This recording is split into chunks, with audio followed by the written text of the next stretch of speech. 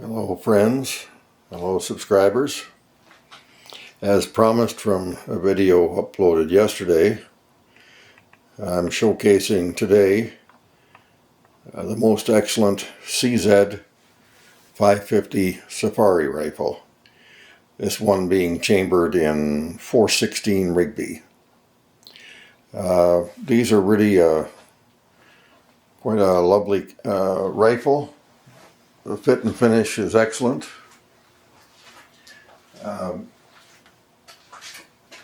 It has a safety is right here, which locks up the bolt. It has a single set trigger, press forward, and the release is quite light. It's around 12 ounces. It's quite a huge bolt. Being a rather huge cartridge. It comes equipped from the factory with a 3-leaf express sight, which is quite expensive to buy and fit aftermarket if you don't have that feature.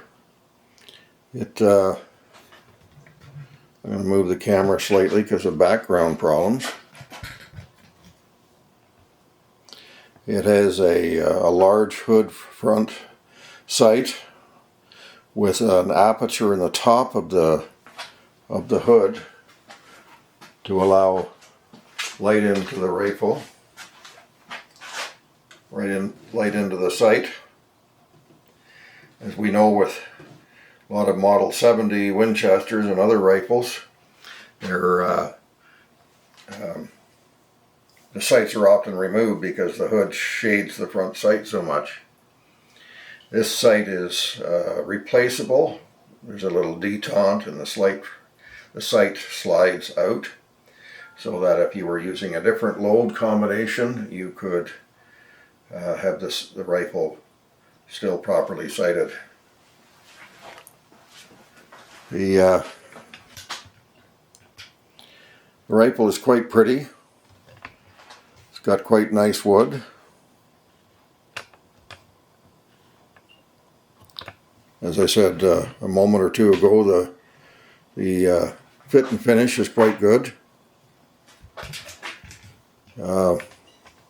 Someone in the past has shortened this rifle very slightly and added on a little more generous recoil pad, which is probably sound advice, since this rifle generates, with a 450 grain bullet that I was shooting yesterday, generates about 90 foot-pounds of recoil.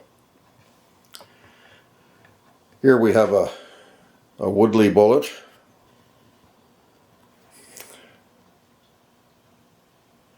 Yeah, 450 grain in the center.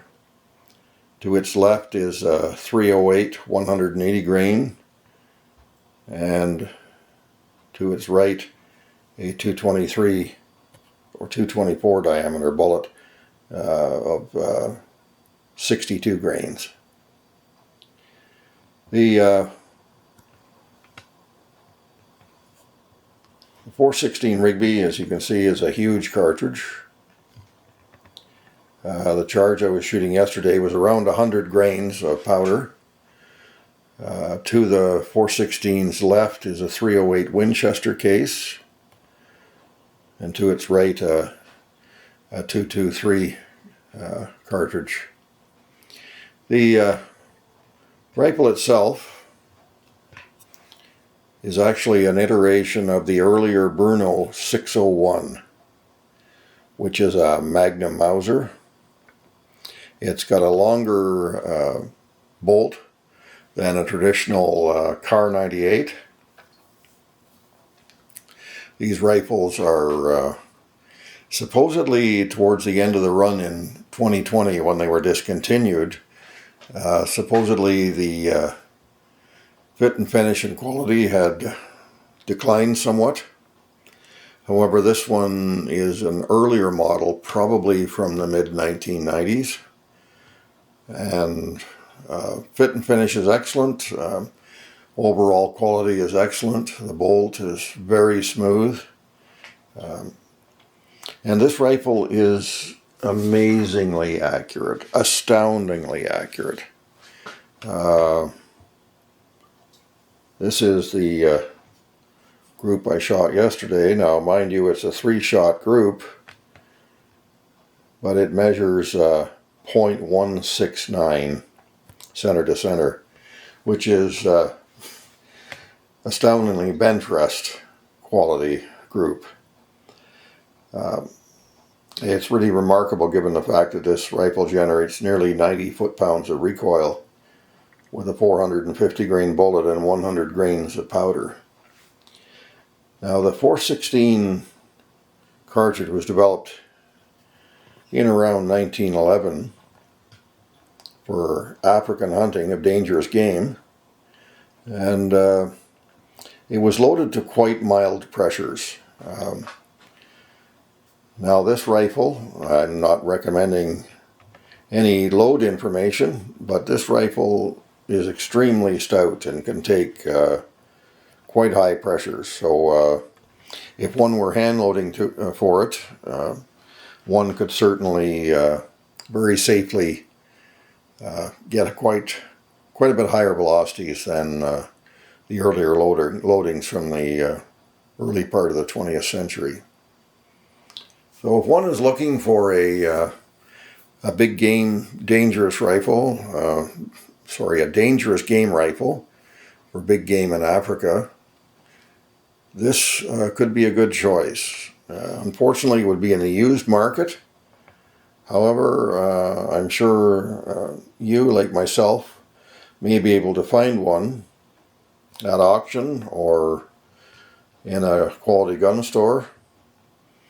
And I paid about $2,500 Canadian for this rifle, which is really a bargain. And I put an older loopholed 4-12 on it, which seems to work quite well. It's just a final tip when one is shooting a dangerous game rifle with a tremendous amount of recoil is if one fits a hockey elastic around the scope, or around the stock rather, get your eye relief where you want it,